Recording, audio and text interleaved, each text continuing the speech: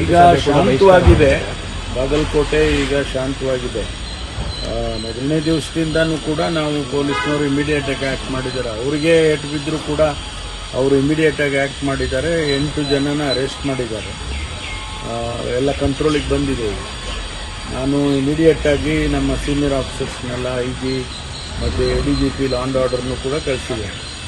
ಅಲ್ಲಿ ಸಾಕಷ್ಟು ಫೋರ್ಸ್ ಕೂಡ ಇಟ್ಟಿದ್ದೇವೆ. ಪೀಸ್ ಕಮಿಟಿ ಮಾಡಿ ಅವರಿಗೆಲ್ಲ ಒಂದಿಷ್ಟು ಪೀಸ್ಫುಲ್ ಆಗಿ ಎಲ್ಲ ಹೋಗಬೇಕು ಅಂತ ಹೇಳಬೇಕು ಅಂತ ಕೂಡ ಇಲ್ಲಿಂದ ಸೂಚನೆ ಕೊಟ್ಟಿದ್ದೇವೆ. ಅವರು ಪೀಸ್ ಕಮಿಟಿನೂ ಕೂಡ ಮಾಡ್ತಾರೆ.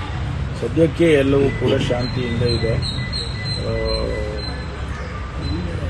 ಏನು RSSನವರು ಇವತ್ತೇನೋ ಪ್ರೊಸೆಷನ್ ಮಾಡಬೇಕು ಅಂತಿದ್ದಾರೆ.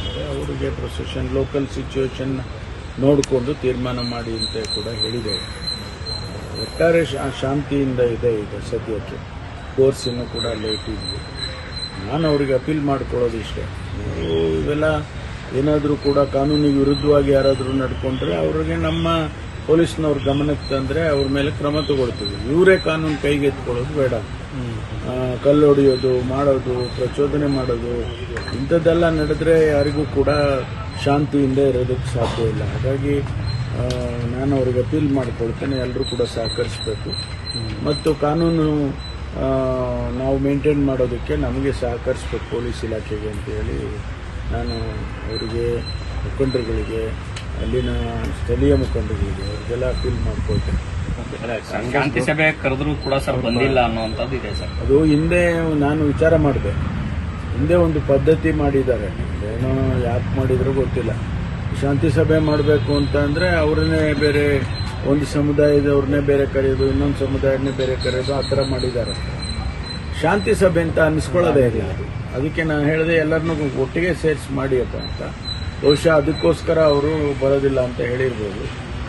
ನೋಡೋಣ, ನಮ್ಮ ಪ್ರಯತ್ನ ನಾವು ಮಾಡ್ತೀವಿ. ಈ ಘಟನೆ ಇಟ್ಕೊಂಡು ಬಿಜೆಪಿ ಸರ್ಕಾರನ ಟೀಕಿಸ್ತಾ ಇದೆ. ಅಂದ್ರೆ ಕಾಂಗ್ರೆಸ್ ಸರ್ಕಾರ ಇರೋ ಕಾರಣಕ್ಕಾಗಿ ಇಷ್ಟೊಂದು ಧೈರ್ಯ ಬಂದಿದೆ, ಪುಂಡರಿಗೆ ಕಲ್ತೂರುವಂತ ಪರಿಸ್ಥಿತಿ ನಿರ್ಮಾಣ ಆಗ್ತಾ ಇದೆ. ಓಲೈಕೆ ಕಾರಣಕ್ಕಾಗಿ ಅವರು ಅದನ್ನು ಹೇಳ್ತಾನೆ ಇದ್ದಾರೆ. ಓಲೈಕೆ ಮಾಡ್ತೀವಿ ಅಂತ ಹೇಳ್ತಾನೆ ಇದ್ದಾರೆ. ನಾವು ಒಂದು ಮಾತು ಹೇಳೋದಕ್ಕೆ ಬಯಸ್ತೀವಿ, ಕಾನೂನು ಎಲ್ಲರಿಗೂ ಒಂದೇ. ಕಾನೂನು ಒಬ್ಬರಿಗೊಂದು ಮಾಡಲಿಲ್ಲ. ಕಾನೂನು ಒಂದೇ ಇದೆ. ಯಾರಾದರೂ ಕೂಡ ಇಂಥ ಘಟನೆಗಳು ಮಾಡಿದವ್ರು ನಾವ್ಯಾರೂ ರಕ್ಷಣೆ ಮಾಡಕ್ಕೆ ಹೋಗೋದಿಲ್ಲ. ಕಲ್ಲು ತೂರಾಟ ಮಾಡಿ ಕಲ್ಲೊಡೆದವ್ರಿಗೆ ನೀವು ರಕ್ಷಣೆ ಮಾಡ್ತೀವಿ. ಈಗ ನಾವು ಅರೆಸ್ಟ್ ಮಾಡ್ತೀವಿ, ಅವ್ರ ಮೇಲೆ ಕ್ರಮ ತಗೊಳ್ತೀವಿ. ಯಾರೇ ಆಗಿತ್ತು ಅವ್ರನ್ನ ಯಾರನ್ನೂ ಕೂಡ ನಾವು ರಕ್ಷಣೆ ಮಾಡೋದಿಲ್ಲ ಅಂತ ಮಾನ್ಯ ಮುಖ್ಯಮಂತ್ರಿಗಳು ಕೂಡ ಬಹಳ ಕಟುವಾಗಿ ಹೇಳಿದ್ದಾರೆ. ಆ ಪುಂಡರುಗಳಿಗೆ ನಾವು ಬಿಡೋದಿಲ್ಲ ಅಂತ. ಅದನ್ನು ನಾನು ಕೂಡ ಪುನರುಚ್ಚಾರ ಮಾಡ್ತೀನಿ. ಯಾರನ್ನೂ ಕೂಡ ನಾವು ರಕ್ಷಣೆ ಮಾಡೋ ಪ್ರಶ್ನೆನೇ ಬರೋದು. ಓಲೈಕೆ ಪ್ರಶ್ನೆ ಏನು ಬರುತ್ತೆ? ಓಲೈಕೆ ಮಾಡೋದಕ್ಕೆ ಕಾನೂನು ವಿರುದ್ಧವಾಗಿದ್ರೆ ಅವ್ರಿಗೆ ಓಲೈಕೆ ಮಾಡ್ತಿಲ್ಲ. ಬಟ್ ಈಗ ನಿಷೇಧಾಜ್ಞೆ ಜಾರಿಯಲ್ಲಿ ಇದೆಯಾ ಸರ್? ಕಂಟಿನ್ಯೂ ಇದೆಯಾ?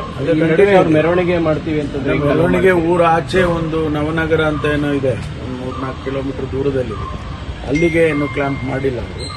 ಅದನ್ನ ಸ್ಥಳೀಯವಾಗಿ ನೀವು ತೀರ್ಮಾನ ಮಾಡಿ ಅಂತ ಹೇಳಿದ್ದೇನೆ. ಯಾಕೆಂದ್ರೆ ಅವರು ಅಲ್ಲಿ ಸಿಚುವೇಶನ್ ನಾವು ಇಲ್ಲಿಂದ ಹೇಳಕ್ಕಾಗಲ್ಲ, ಅವರೇ ಮಾಡ್ಕೊಳ್ತಾರೆ.